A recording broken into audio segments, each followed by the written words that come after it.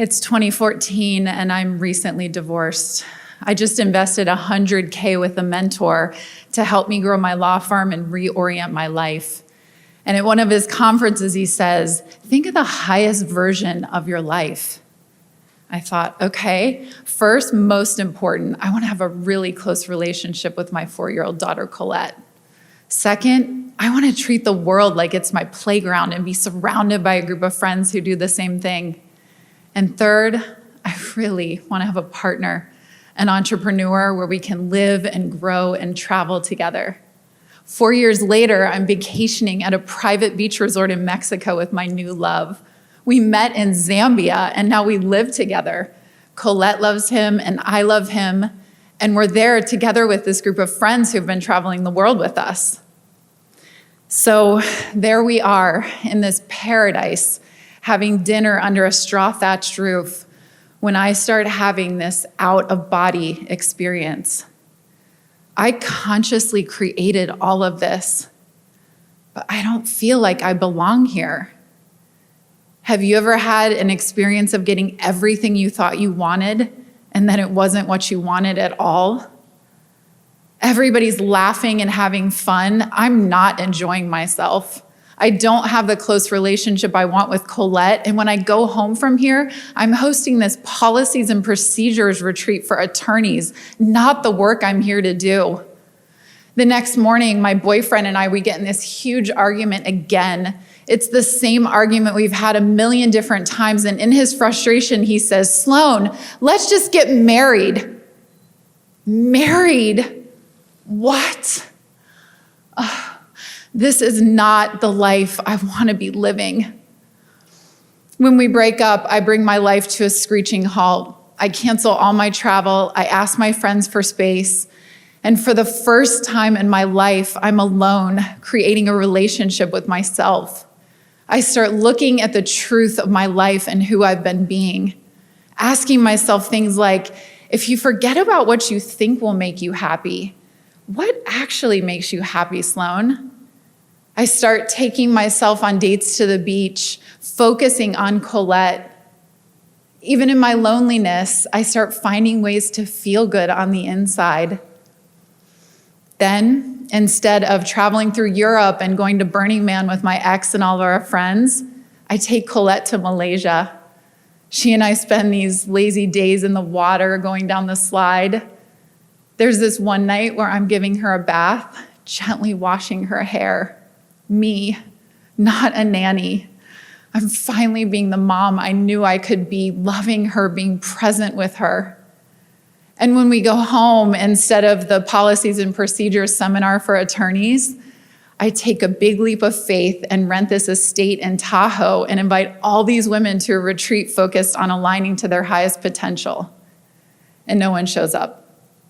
I'm devastated, and I pick myself up. 3 months later, I do it again, and this time 4 women come. Today, I host retreats around the world, guiding women to truly step into their greatness in this life by helping them find more joy and true pleasure in their days, in their work, in their relationships, as they create more success and impact. And after diving deep into this work, I know you are meant to feel good in this moment.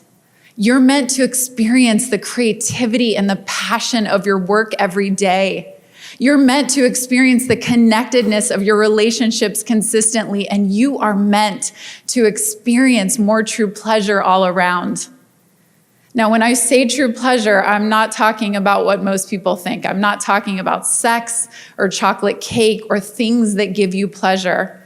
I'm not even talking about what I was looking for in a boyfriend or friends or world travel, because you and I both know that nothing on the outside makes you feel better, at least not for long. You always take your state of being with you to the next destination. Now, when I decided to change my life and I took that time alone, I had no idea the difference between pleasure and true pleasure.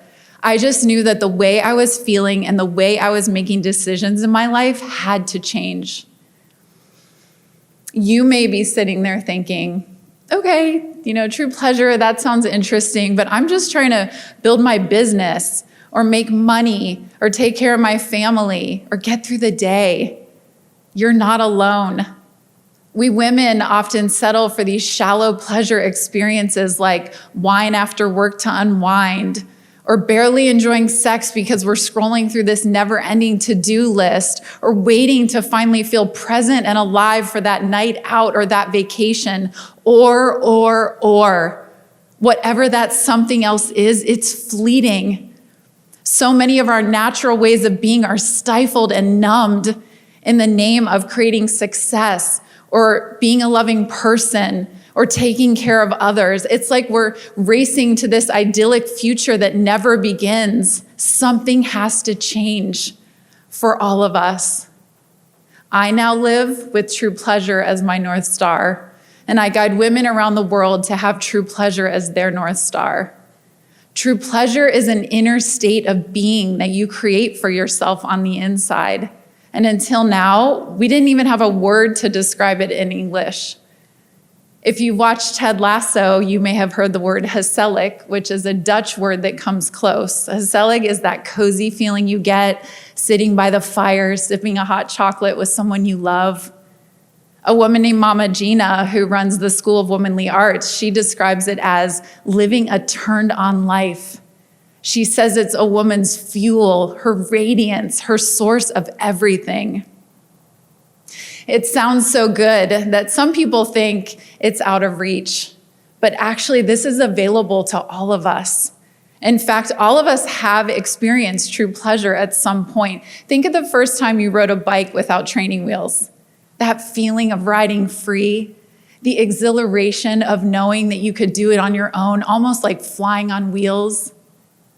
Or maybe you've experienced a moment of feeling the sun on your face or the wind in your hair. It's a moment of enjoying yourself exactly as you are, exactly where you are. And often the simpler the experience when you're feeling joy and goodness on the inside, the closer you are to true pleasure. And here's the most beautiful thing. You can get to a place where this is your consistent state of being. So what's it really like to experience true pleasure? It's peace and freedom. Not that there are no challenges, but there's this centeredness that you have inside so you don't get pulled off course by life circumstances. With true pleasure, there's this incredible sense of service and creativity so that you aren't just spending your life trying to line everything up on the outside to feel better, but you're actually creating your life from a place of overflow for the benefit of other humans. It magnetizes people to you. It magnetizes opportunities to you. You can stop all the pushing and the forcing and the striving and allow life to bring you circumstances that are often better than you could have imagined. True pleasure is enjoying the journey of your life right now in this moment.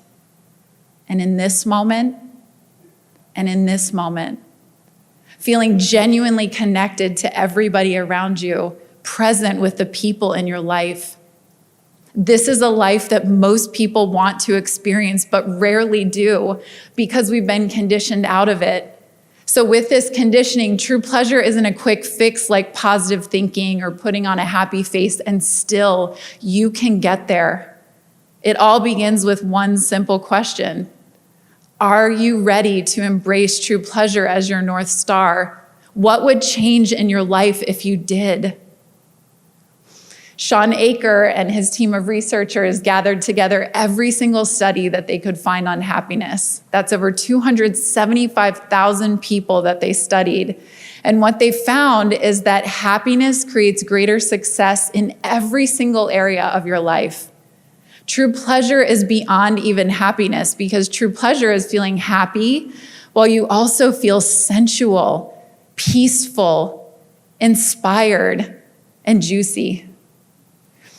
Last year, I decided to move away from my home of 18 years in Los Angeles. And the day before I moved, I had my last appointment with Tuan and Lily, who were the technicians who have been doing my nails for years. So as I'm leaving this salon, I walk out and I start to get choked up. And I start thinking about how lovingly they've done my nails all these years. And I'm like, this is crazy. Here I am getting sad now about saying goodbye to Tuan and Lily. But I let myself feel it, the sadness, the amusement, the joy of being on the street in Santa Monica with these palm trees that I love so much. Now I'm crying, tears coming down my face, my chest is tight. And there's also this pleasure, this gratitude for the life that I've built here, the relationships that I've nurtured, for the opportunity that this move presents. This is now the baseline of my daily experience. Feeling so alive, so connected to life, so present with my feelings, and most importantly, able to make decisions for my life from the highest possible place. And this is what I wish for you too, that you can experience true pleasure and know how it can transform every single area of your life.